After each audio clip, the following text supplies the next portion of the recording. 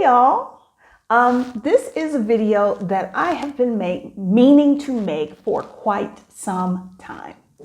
I have seen so many reels on Instagram and videos on YouTube touting free or easy citizenship for Black Americans, specifically in some African countries. As someone who themselves left the United States 9 years ago and moved to other countries and helps other people do the same, I wanted to know if these claims were true. So I spent some time researching, and this video you're about to watch is the result of many hours of that research.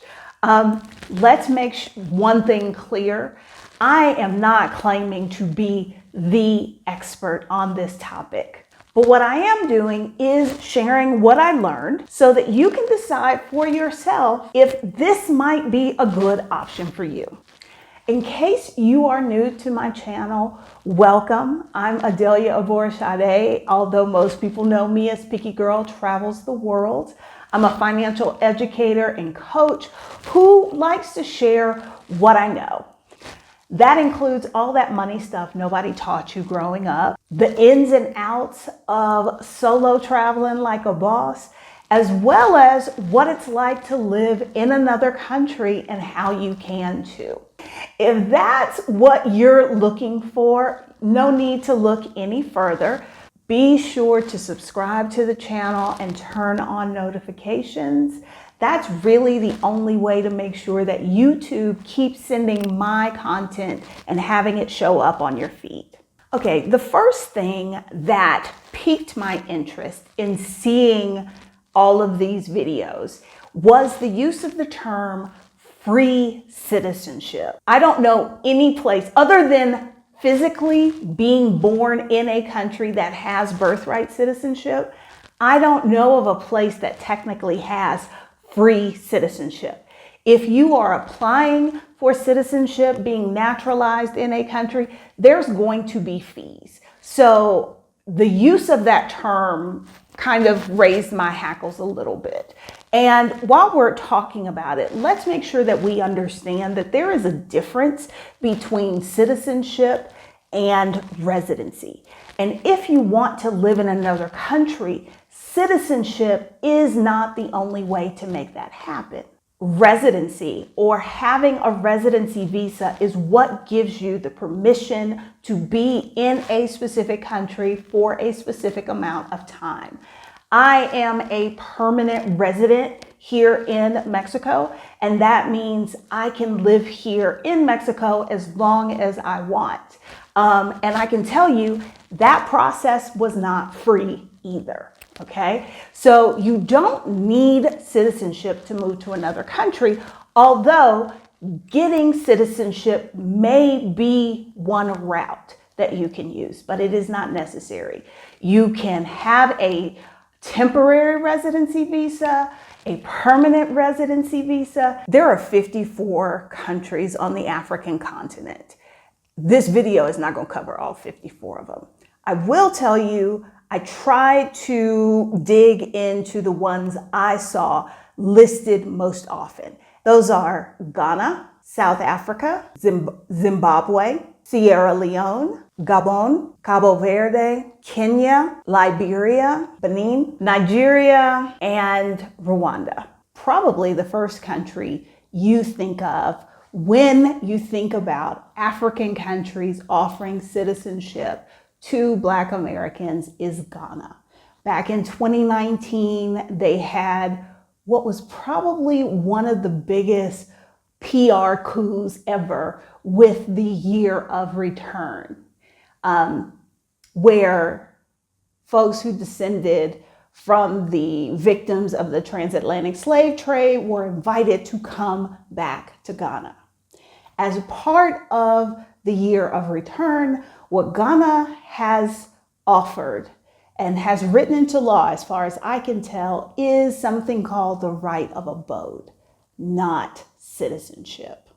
Let's make sure we're clear on that. When I went through the Ghanaian immigration website, There was nothing about, we will give citizenship to Black Americans. What they will do is offer you the right of abode.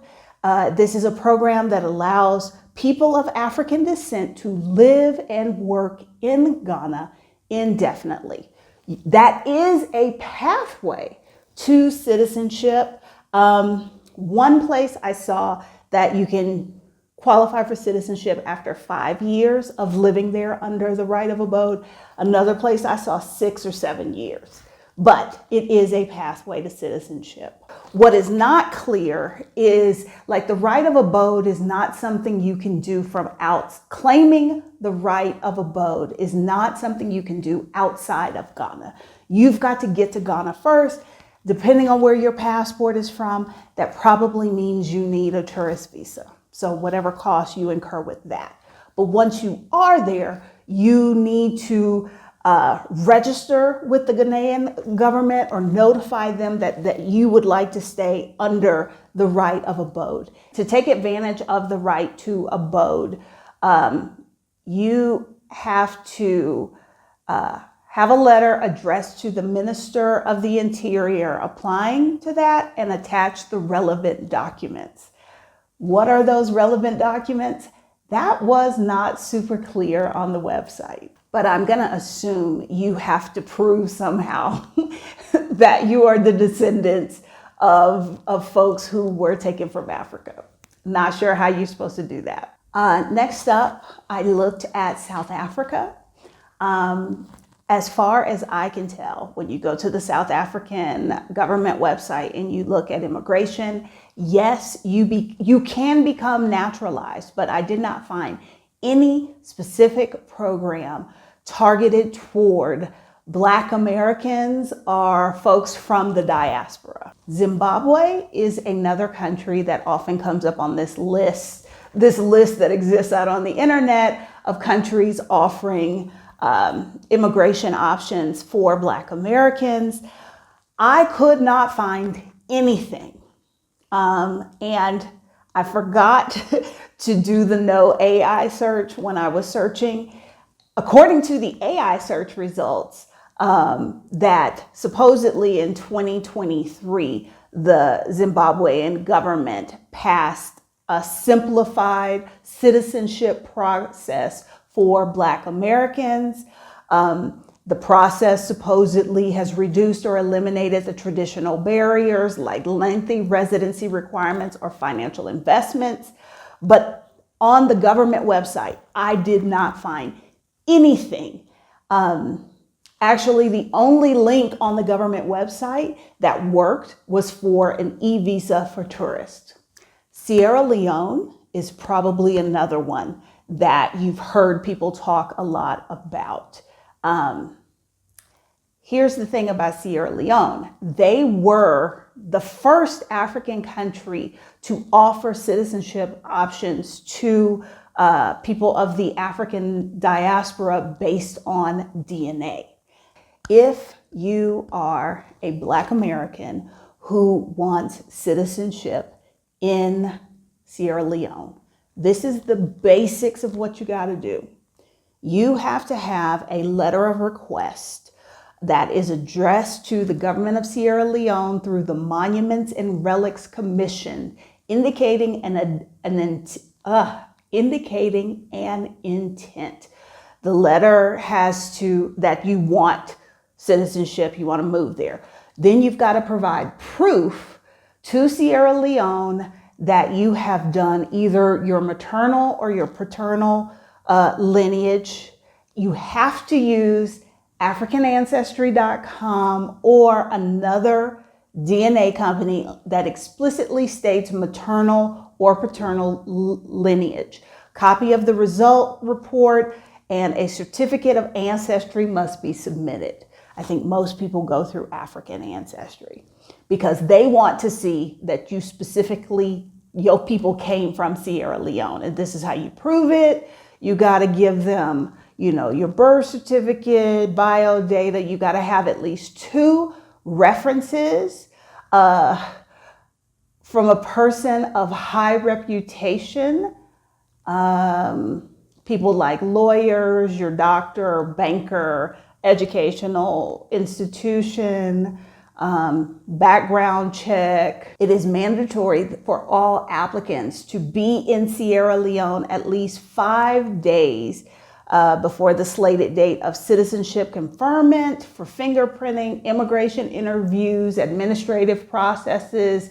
Applicants are also mandated to attend a 2 to 3 heritage civil education and business/investment workshop. You got to take the oath of allegiance. Now, what is not clear is how long this process takes. So my takeaway is, if you're interested in Sierra Leone, you probably need to start with your DNA test, because if your DNA does not show specifically that you have heritage in Sierra Leone, I don't think it's worth pursuing. Gabon is one that comes up, I think, because they gave citizenship to Samuel L. Jackson.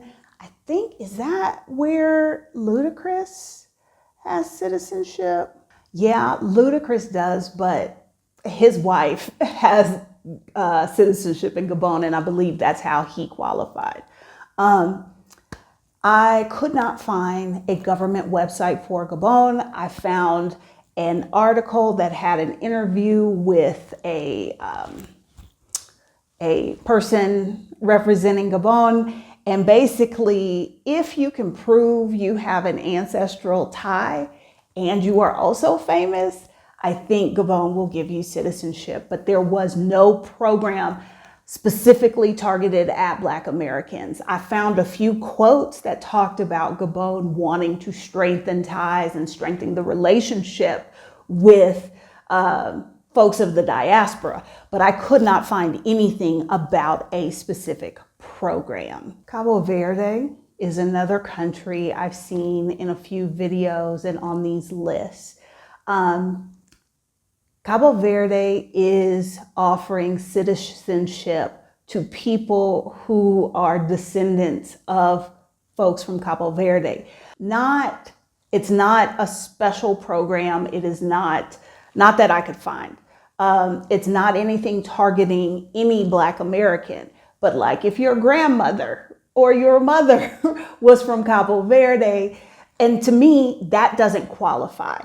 To me, that is just citizenship by descent, which, is not, I don't like it being framed as, oh, they're offering this to Black Americans. While technically it is true, what it is citizenship by descent. And the vast majority of Black Americans can't prove descent in the more traditional ways. Kenya is another country that does not have a program that I could find any evidence of on the government website specifically geared toward Black Americans. Kenya does allow for dual citizenship if you are of Kenyan descent and you happen to be a Black American and you can prove you are of Kenyan descent the traditional ways, not using DNA, as far as I can find.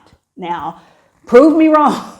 Somebody share a website in the comments of this video. But from what I could find, there is no special program. It is, again, your parents are Kenyan citizens, something like that you could then come claim it. The same is true for Liberia.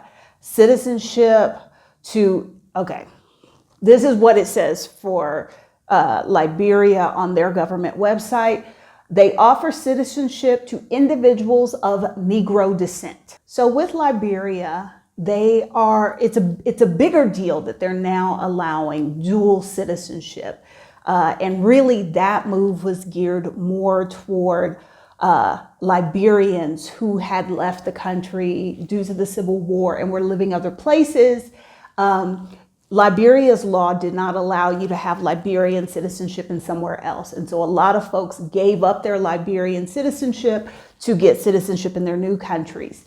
And so the change that was made to Liberian citizenship law in 2022, I did find on an Al Jazeera article about it, where they were quoting the president, said that Liberia has selected this year, 2022, as a period to reconnect with all persons of Liberian descent in the diaspora and to welcome all persons of Negro descent to our country to participate in its socioeconomic development, to rediscover its cultural heritage, and strengthen its values. So, in that quote, he might be talking about Black Americans. So, as well as other folks from the diaspora. But is there a specific program in Liberia geared toward Black Americans? Not that I could find. However, when you go to the Liberian government website for naturalization, the requirements they have, you need a letter of application to the commissioner by a lawyer or a legal representative on your behalf. You need a resident permit. You'd have to submit that, so you'd already have to be living there. Your passport, other travel documents. You need letters. You need 4 letters of recommendation. And the recommendation should be from prominent Liberians. Police clearance, marriage certificate, health certificate, autobiography. So, I don't know. Liberia seems a little unclear. It does sound like there may be a way to get in as a non-Liberian person from the diaspora, but is it clearly outlined? Is there a straightforward process? It doesn't look like it. Benin? Okay. In September of 2024, they passed a law that grants citizenship to those who can prove their lineage to the slave trade. It is open to all over the age of 18 who do not already hold another African citizenship and can provide proof that an ancestor was deported via the slave trade from anywhere in sub-Saharan Africa. They will accept DNA tests, authenticated testimonies, and family records. I don't know how you would prove that. I think DNA, maybe through DNA, as well as maybe some genealogical records. Like, I don't think for most of us, we can say, here, my ancestor Sally was put on this boat and delivered to this port and sold to this person. For the vast majority of us, there is not a paper trail like that. But maybe the way that you could make it work in Benin is to create kind of a preponderance of evidence, show enough documents where the only logical conclusion is, yes, this person is my ancestor, and there's no other way they could have ended up where they were if they were not part of the slave trade. There is there are a few specific websites. I'm going to put the name up here because I cannot pronounce this. This is a website recognized by Benin that you can use to trace heritage. This website is specific for slaves in Martinique. I don't know if there is anything similar that exists for Black Americans. Or maybe your family is like mine, and before they came to the US, they were enslaved on an island in the Caribbean, and maybe your island, your people's island, has something like this. That's something else to look at. You'll notice with most of these, it is not clear how long the process will take for you to get the actual citizenship. That's something to keep in mind. I have seen Nigeria come up on lists, and in those videos specifically targeted at Black Americans. And based on the research I have done, going to Nigeria's immigration website, I think that is misleading. Nigeria does not have a program specifically geared toward Black Americans. What Nigeria wants is for Nigerian Americans whose parents have Nigerian citizenship, wants them to come back and claim their Nigerian citizenship. That's more of what I have seen. So again, this is a situation of What it really is citizenship by descent, not a specific program geared toward the descendants of those taken in the transatlantic slave trade. And then last one on our list, Rwanda. And I think this one is also a little confused, misleading. You choose the word here. When I go to the immigration page for Rwanda, get a 404 error.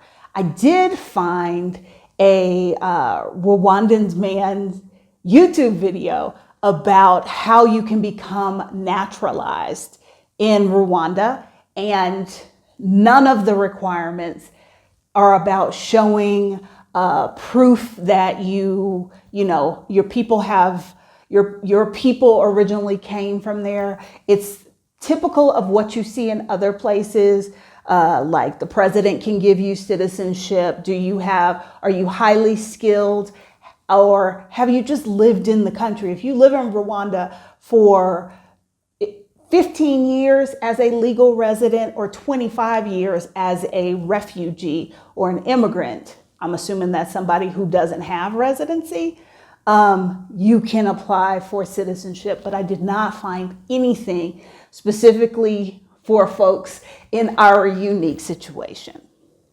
Now that I've shared all of that, here are a few takeaways that I have and things I want you to remember and keep in mind as you start to do your own investigation and your own research. Speaking of research, please, for the love of all things holy, do not solely depend on an AI tool, whatever tool that's your favorite. Do not depend on that one for your research. People forget that those large language models like ChatGPT are designed to feed you information they think you want to hear. There really is no substitute, if this is something you're interested in contacting the embassy, going to the immigration website, asking questions of lawyers. Because if you only go off of what if you only go off of what one of those AI tools tell you, you're going to have so much incorrect information.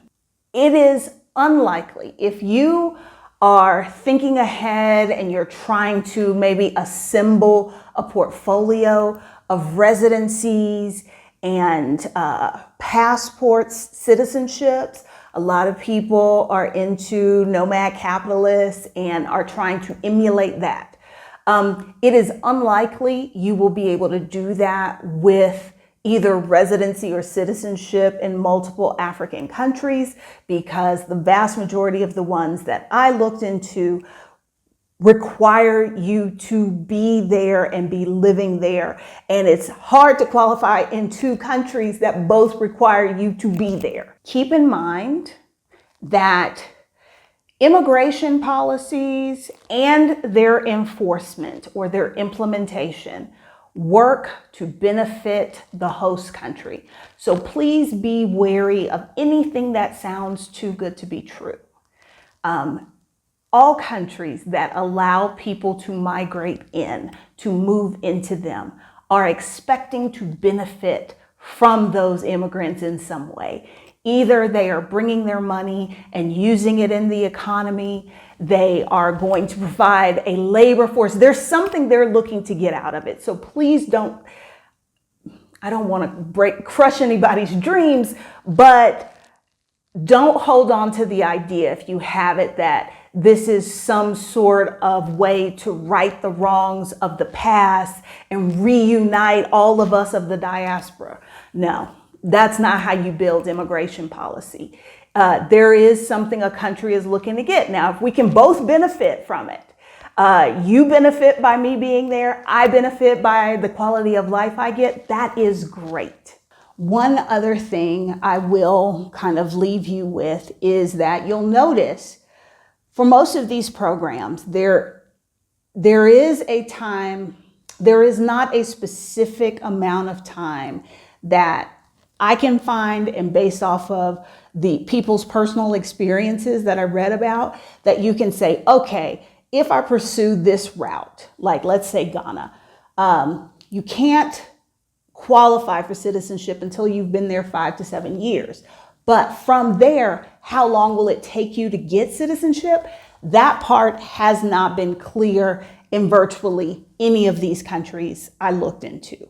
So if getting citizenship in another country is a priority for you, although we've talked about you don't need citizenship to live somewhere, but if getting citizenship and another passport is a priority to you, I don't know that these countries would be your best avenue for that, as it is not clearly defined how long it will take. And okay, this is the last thing I'm gonna leave you with. Don't underestimate the privilege you have. And I am talking particularly to my fellow Black Americans. It is hard sometimes for us to even feel privileged because in our home country, we are second-class citizens. We live in a system that was not designed for us and actually goes out of its way to keep us in a subjugated position and to hold us back. However, when we leave the United States, the rest of the world views us as quote unquote American. And while, at least for now, that there is still a certain amount of privilege in that. So please don't underestimate how being a U.S. citizen is a privileged position and how that might impact interactions in your new host country. If you are just at the beginning of planning your move abroad, make sure you pick up my Ultimate Move Abroad checklist. It is a free download. Thanks for watching, and I would love to hear what you think in the comments section on this video.